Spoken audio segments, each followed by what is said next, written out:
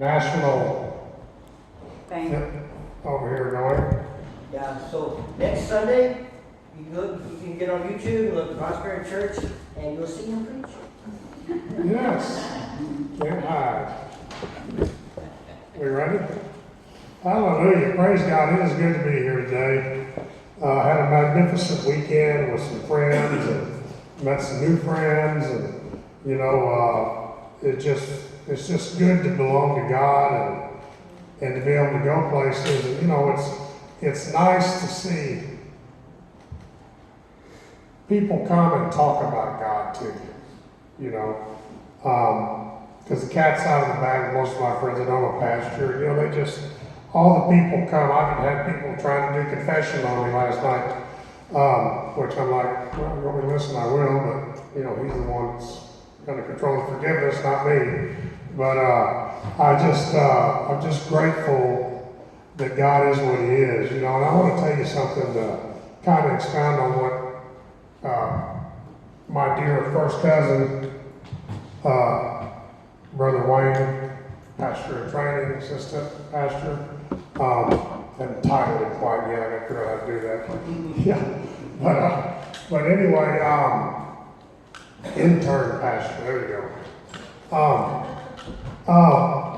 It's amazing that he went to Dominguez, because a couple of years ago he was in Dominguez, and he didn't want to be there that time.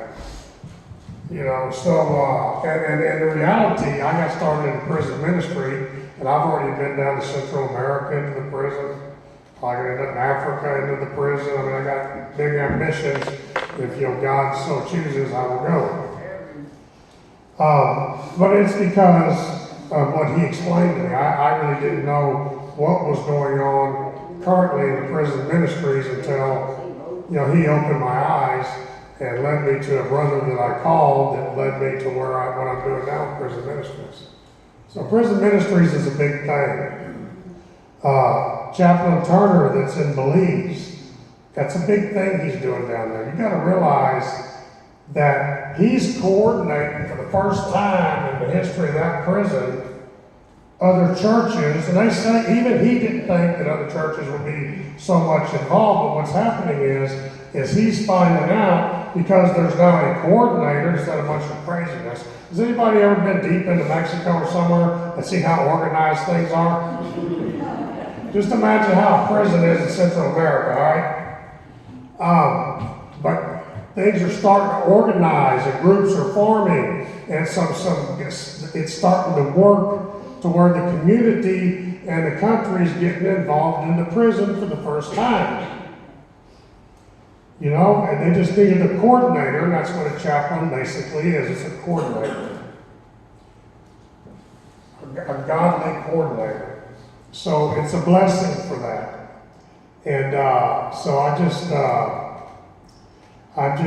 just want you to know that whatever you can give to him is good. If it's $1, that's another $1 he doesn't have to worry about, because he does not get any money. He is over there literally taking money from his family to be there. So his family has less here and he has less there, but in God they have more, but there is no money. You know, the money is always the key issue here. But I believe in the old saying, God's will, God's bill. Amen. And it has been God's bill so far. So praise God for that. Amen. Amen. Anyway, I just wanted to say that I'm very proud of him. I was very honored that he went to that training. And what a blessing it is. And I can tell you something about him. There was a time when I decided that he was not, I was done. I mean, even I was wondering. But then I wasn't done, because the Spirit of God's in me and I have to forgive you. And you keep going. But in the back of my mind, I was like, what am I doing? I remember when he was in his sin, I'd go see him, and I'd be like, why am I here? You know, but I'm going to tell you, God can do anything. I'm here because he's here. That's why we're here. We're here because we're here. So praise God for that. Today I want to talk about who is the enemy of God. When we keep on sinning without ever attempting to turn from it or restrain it, it is because we are still slaves to sin. We must never forget that sin is God's enemy and Satan's best friend. Sin is so serious that it cost Jesus Christ to leave heaven's glory and come into the world to die as the final and complete sacrifice of sin. Romans 6, 1 through 2 says, "What shall we say then? Shall we go on sinning so that grace may increase? By no means. We died to sin. How can we live in it any longer?" Have you noticed that once you accept Jesus Christ, you don't have a clue, your conscience is no longer clean about doing something wrong? You used to just think about this is fun, right? Now, it's not fun because you feel guilty the whole time you're doing it. That's what he's talking about. See, we can never take sin lightly, ever. We must repent of it when it rears its ugly face. As soon as you see it coming up, you got to shut it down. Because its goal is to kill you. Jesus said the devil comes to steal, kill, and destroy. There's never not a time he's not trying to kill you. It's only by the grace of God that you're here and you're alive today. Make no mistake, it's by the grace of God. Because if it was up to Satan, you'd be dead. That's where he wants you. He wants you dead, where you have no chance of repentance and you have no chance of making it to the Father.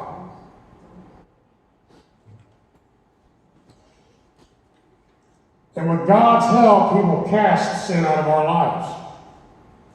You know, God had to cast Lucifer out of heaven, correct? He's also got to cast sin out of our lives. The question is this: is it possible for a Christian to become the enemy of God? It says in James 4:4, "You adulterous people, don't you know that friendship with the world means enmity against God? Therefore, anyone who chooses to be a friend of the world becomes the enemy of God." So yes, we can become the enemy of God. How does God view a believer that once walked with him and knew the power of the Holy Spirit, but has now become so entangled in the world that he or she hardly ever picks up their Bible to read it? Rarely prays. It only comes to church when it fits into their schedule of things to do or of an immediate necessity. How does God look on it when a believer departs from the red-hot spiritual passion that they once possessed and turns their devotion to other things than God? This is why James 4:4 says, "Whoever therefore will be a friend of God is the enemy of God." Excuse me, a friend of the world is the enemy of God. The world wants to separate us from God's love and blessings. The world, we're not talking about the beautiful trees outside and the birds chirping in the air. We're talking about the ugly things of the world. The drugs, the raising Cain, the rebellion, the sinning, the stealing, the lying, cheating, adultery, all those things that we all know they're wrong. Isn't it amazing how you can take people, they can go in the middle of Uganda or somewhere, I don't even know where there's tribes that have barely seen anybody else, mainly because people don't want to bother them, scared of them.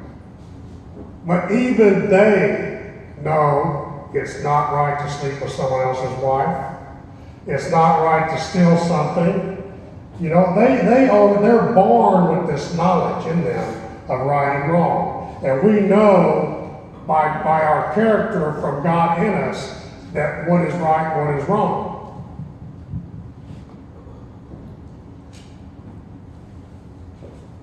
The world wants you to believe you make your progress, not God. That you are responsible for your successes. That God didn't have anything to do with it. That's what the world wants you to believe. The world wants you to believe that a little sin won't hurt. It's just a little bit. It's okay. Little strychnine's not going to hurt me. just a little bit. I just get a baby cobra to bite me. A baby rattlesnake. That won't hurt. You're just as dead as if a big one got you. Amen. The world wants you to believe that you are completely in charge of your destiny. Do you see these gurus? You are in charge of your destiny. The Church of Scientology says you can work your way into your destiny in heaven. All these religions that make you believe you can work Jehovah's Witnesses, I'm not putting anybody down. But they believe that there's only going to be 144,000 saved.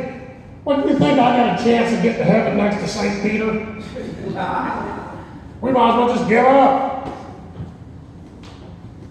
I mean, so Mother Teresa, what chance do I have to do more than she did for mankind? I can't do this, okay? I mean, these are the things that, so what are they following?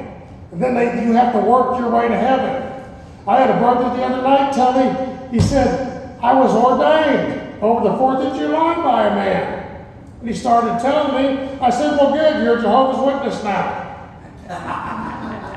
So every believer's ordained. Every male believer's ordained in Jehovah's Witness. There is no pasture over the church. You're ordained, and the person that does the most knocking on the doors, the most standing on the corner in the rain, the most doing all these things is the one that gets to be the speaker of the month. So their goals always outdo each other to keep control of it. It's a political lift. And I'm not saying that it's wrong. But what I'm saying is that Jesus came and separated us from sin so that we can all go to heaven. No, it's not. He didn't come to just take 144,000. Who are we to stand up against those that already came?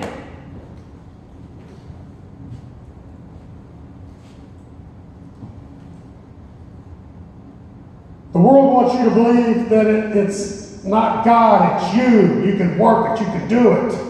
In Matthew 19:26, it says, Jesus looked at them and said, with man this is impossible, but with God all things are possible. Even us, our salvation is possible with God. Our fulfillment, the things that we desire that are good and right are possible with God. Thank you, Jesus.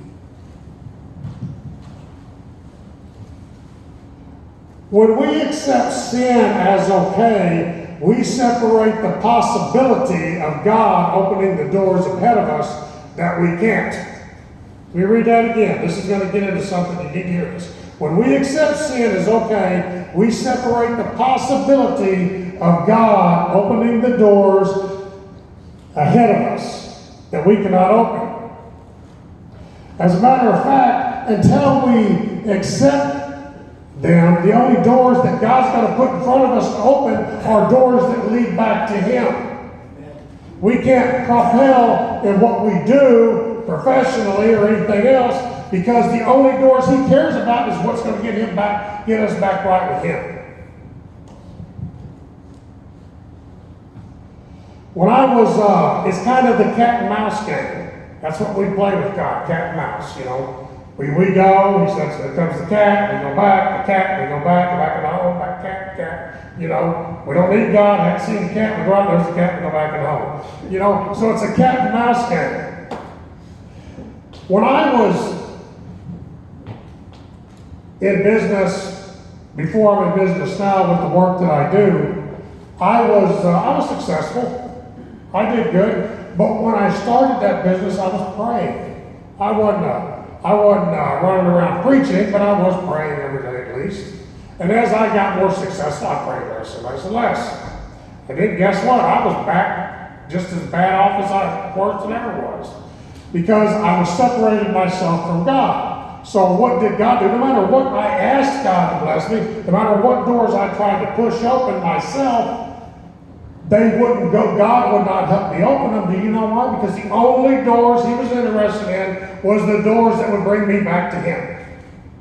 So if I wasn't right with God, I couldn't go further. I couldn't open a new door in my life for success because that door was not His door back to Him. Do you see what I'm trying to tell you? You must be right with God, and when you are, you will propel. You will succeed beyond imagination in everything that you do. Do you know why? Because He doesn't have to open the door for you to get back to Him, because you're already back with Him. Now that I'm with God, I can ask doors just open on their own. Some doors close. What doors close? Doors that separate me from Him. You see, so God's more in charge than we think, but the bottom line is, if you want to be successful in whatever you do, you must be right with God. Because if not, you're not going to have God's favor to help you position you where you need to get, because all He's going to do is put you back to Him. You see, it's a merry-go-round. But once you catch on to that, then you're setting the stage for your success. Let me ask you something. If you know someone that goes against you over and over, no matter how much you do for them, now we all have those friends, at what point will you pull back and move on? Try something different. See, God is no different. We were made in His image. If we feel it, He feels it. So because of sin, He just moves on to those who do love Him with their obedience. He can't sit here and try to help somebody that does not want Him. How many people can you help that doesn't want nothing to do with what you're trying to do for them?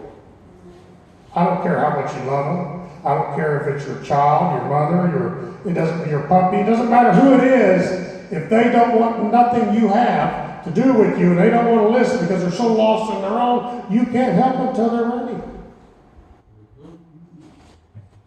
And God knows that. Romans 8:31 says, if God is for us, who can be against us? By the same token, if God is not for us, anyone or anything can be against us and succeed at it.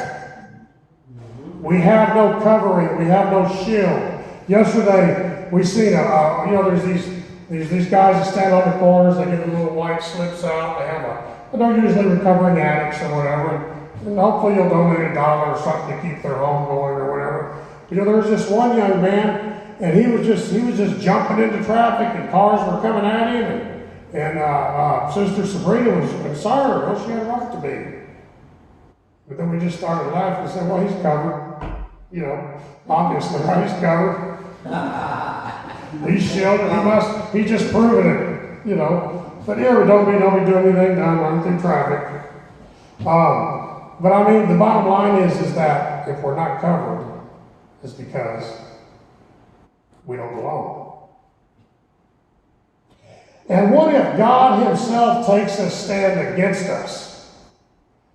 What if He gets in front of us and He takes a stand? We always think it's the devil taking a stand in front of us. Sometimes it's God. Why? Because our actions are against Him. All our pursuits and dreams will become paralyzed and frustrated.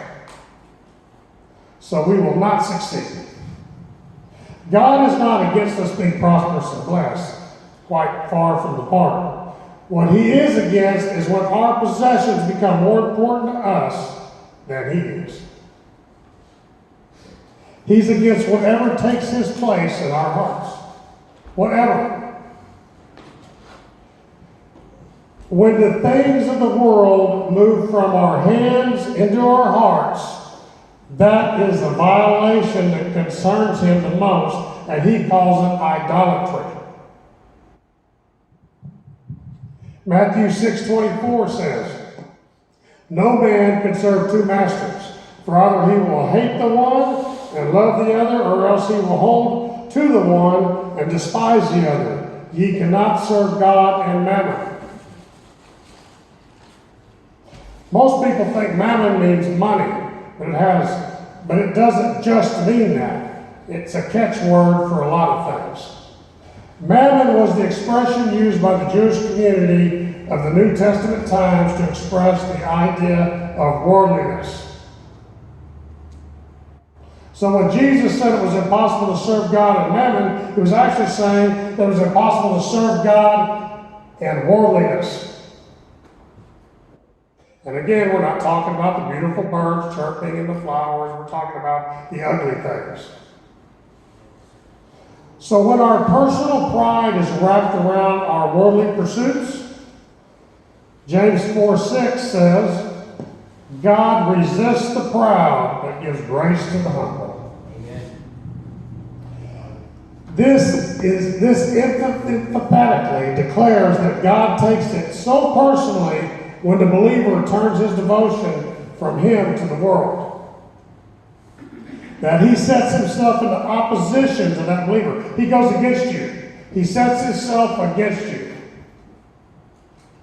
If this believer does not quickly surrender and repent and come back to where he ought to be, God will continue to take a stand against his activities if a Christian deliberately keeps sinning. A Christian, you can rebuke the devil all day long. You can rebuke it. But maybe the problem isn't the devil. The problem is the choice. We have the power to fight the devil. The devil's easy to have victory over. It's Jesus Christ. He already won. That problem is easy. The battle we're having is within ourselves and what we want to do. The devil gets too much credit. I think all of us can have a little devil in us, right? I think all of us occasionally become the enemy of God. We don't even know it, but we do it. It doesn't matter how smart a person is, how many talents and gifts he has or possesses, or how hard he or she works to achieve those goals. Things just won't work out right. They won't just be like you want them to be. Why? Because God is standing in opposition to them. He's standing against them. This does not mean that you can't have a job or be successful. It does not mean anything about that. By all means, I think that people that love the Lord, who are heirs to the throne of grace, I think, shouldn't royalty have good position and do okay? Shouldn't we do all right? I don't think so. This just means that you and God should have a job and be successful. You see, everything we do, we need to do with God. If we do it with God, and God works in it, and you don't have any sin in it, then it's of God. Put it this way, if you want to win it, put God in it. Amen? Amen. Now, before you can see the light, I read this phrase the other day, I loved it. It says, before you can see the light, you have to deal with the darkness. Yeah. Amen. Just deal with that darkness. We are a people that love the Lord. We're not here because we're just bored. We're here because we love the Lord. You know? And there is nothing greater than a group of people coming together on one accord that loves the Lord. And be it that, just know that we don't have to be God's enemy. We don't have to go against God. We don't have to be rebellious. We don't have to sin. We don't have to do so many of the things that we have a choice to do or not do. What we need to do is one word. Jesus clarified everything, and that was love. The word is love. The greatest commandment is love. In the name of Jesus, does anybody here want to turn their life to Christ? Or recommit their lives to Christ today? Anybody here ready to shed the old and put on the new? If you are, pray this prayer with me. Father God, I come to you, your throne of grace. I surrender all. I'm a sinner. I love you. I know I'm forgiven because of what your son did on that cross. I ask you now to let me commit my life to your son, Jesus Christ. Amen. Hallelujah. Amen. Praise God.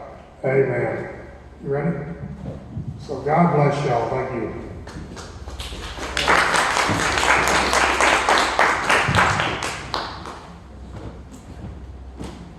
Everybody give Pastor Wayne a good sermon. That was awesome.